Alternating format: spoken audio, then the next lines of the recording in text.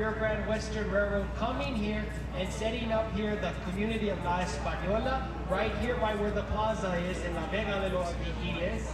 And now that's how the valley grew. Obviously the valley had all our communities, Santa Cruz and such, but the actual Española proper originated right here around the depot, all down here. And that's why we're celebrating our 100-year anniversary right where Española was born, on Oñate Street. So thank you again, Roger.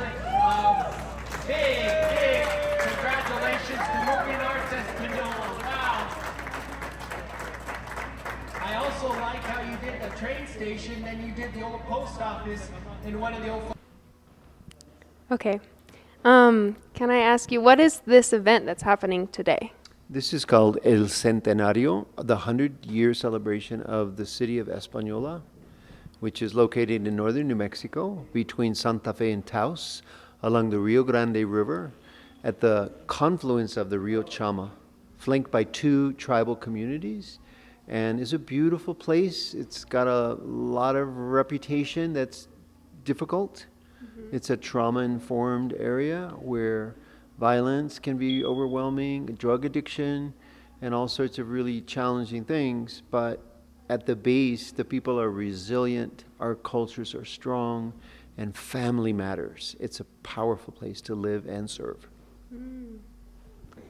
Okay. How has some of the history of this location and the infrastructure that is here influenced that? Wow.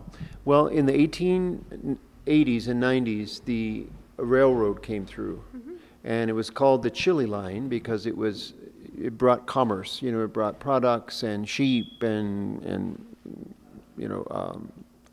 food from the fields out to export. So it really became a place of commerce for the region, and it wasn't, previous to that, there were pueblos and there was the small villages, but there was no city center and no economic driver. So the train transformed everything. The industrial era, made it happen. So the infrastructure you're speaking of, came later in the 30s, 40s, 50s, when the main street came and it was incorporated as a city or town. La Española is supposed to mean, it's folklore, but I think it's true. There was a woman, a Spanish woman, La Española, who had a restaurant, and that's why the name stuck.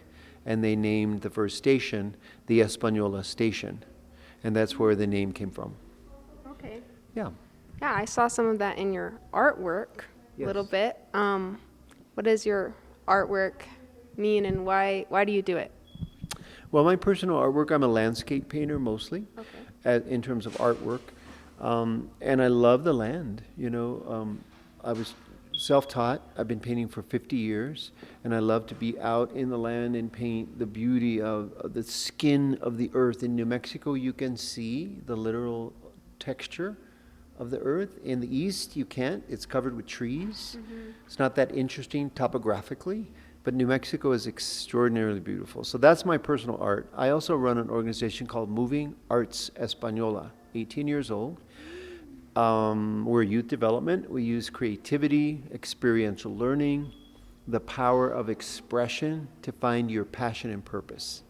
We have over 300 youth a week from ages 3 to 26 in dance, theater, culinary arts, filmmaking, engineering classes, CAD drawing, guitarra, vocals, flamenco, ballet. It goes on and on. It's an extraordinarily beautiful place to serve at, and the community has grown so much. In fact, the artists that you saw today are my interns, and they trained very quickly in the last month is all we had to make those 3 paintings, and most of them had never really painted before.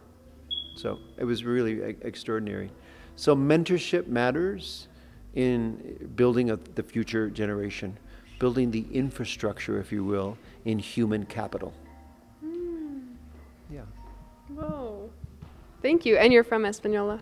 I am an ancestral native of New Mexico, but I was not born in Española. I was born in Denver, In 1948, at the end of the Korean War, my father was injured. My mother was a nurse. They had their first child in Española, and then they moved quickly to Denver, Colorado, where there were roads, schools, opportunity. And in the mid-70s, they moved back, and then consequently, the majority of my 6 siblings now live in Española again. Yeah, so it's kind of a circle. Yeah, so what drew you back here? What drew you back to Española? What drew me back was a chance to really contribute to the development of young people. Yeah, in a landscape where there were unbridled potential and talent and virtually no outlets for creative expression. And it was tragic to me because I had been a professional dancer and a painter in Los Angeles and New York City at a very high level. And I thought, my goodness, these young people could actually achieve more than I did if they only had a chance. So the last 35 years, I've started 7 nonprofits with the express purpose of youth development. Yeah. Whoa. Yeah. Well, thank you so Thank much. you. Here's a card. You can Okay. contact us. There's information on the back. If